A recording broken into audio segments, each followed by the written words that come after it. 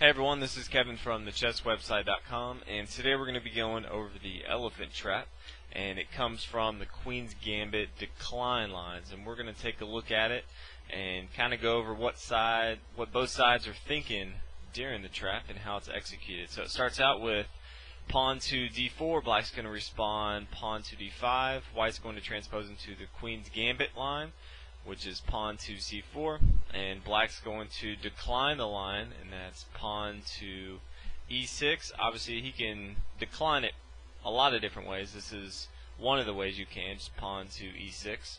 And from here a lot of times you're just going to see white develop his knight to his most active square, which is c3, and from here we're going to develop our knight to f6, trying to defend this d5 pawn. Obviously, he's attacking it twice now, and so we want to continue to defend. And a lot of times from here, you're going to see white bring his bishop to g5, pinning our knight to the queen. And this position I just kind of want to go over. Kind of goes along with the trap, but two, just an idea that you want to think about in any of your games. A lot of beginners will do a simple move of, let's say, h6. They want to get rid of this pin here, but what they don't understand is that yes, they can trade off pieces here, but black has two options here. He can either have isolated pawns by taking here, which is never really good, especially on the king side early in the game. Most people are going to castle king side, so early on to double your pawns on the king side is kind of tough.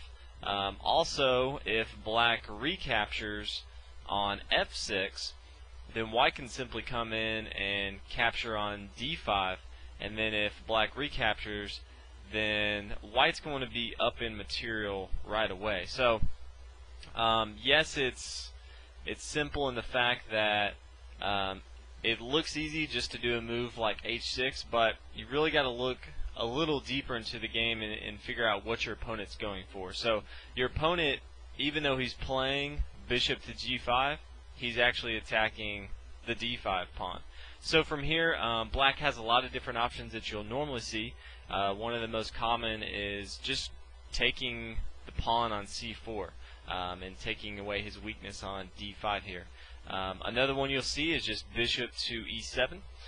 But we're actually going to go over the elephant trap, and the trap is laid by playing knight to d7. Obviously we're putting another defender on this knight on f6, but at the same time we've taken away a defender with our queen that was looking down at the d5 pawn. So if white looks at this, he's going to think that he has numbers to take an extra pawn here, and that's going to look like this. If white captures on d5, we can recapture, and white's simply going to think he can come in. Before, he couldn't come in and capture with his knight because our queen was here, but since we've blocked off our queen, setting the trap here, white thinks he can just come in and take, because white feels that the black knight is pinned here and he's not going to move and lose his queen. But in fact, we're going to do just that. We're going to take this knight on d5, and we're going to allow the trap to be set up and allow white to hang himself here.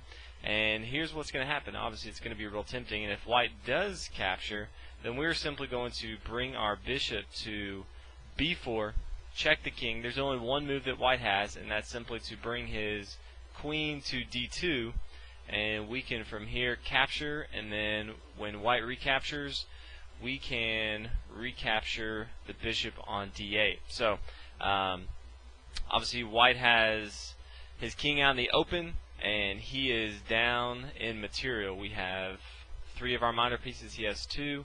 He has 1 more pawn than we do, but we have more active pieces, and our king is in a little safer position. So all in all, we are in much better position, and it's all because we set a little trap that white thought he could get an extra pawn at the beginning, when in fact he could not. So if you're playing the Queen's Gambit decline lines and you want to spring this trap on someone, it works brilliantly. So try it out in your games. Let me know how it went. Hope you guys enjoyed this video.